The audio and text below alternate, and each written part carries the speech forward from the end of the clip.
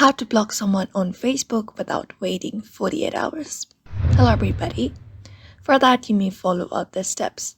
So go ahead and open up Facebook. Once you open up Facebook, you may head over to the profile that you may want to block even in the duration of the 48 hours. So head over to the profile. So once you head over to their profile and tap on the three dot, and then go ahead and tap on the block option. If Facebook is imposing a 48-hour waiting period before you can block them, there is a way to bypass that. So for that, you may head over their profile and tap on the three dot again. And then you can find the option called report profile. Go ahead and tap on it.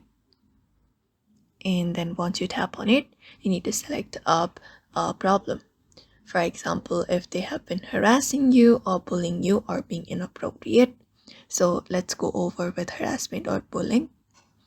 And once that is done, here you should be finding options like block this profile, unfollow or unfriend.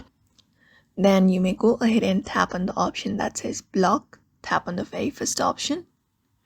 And then it gives you option to block. So you may go ahead and tap on that option. And then that will block them. So that is how you block someone on Facebook without waiting for 48 hours.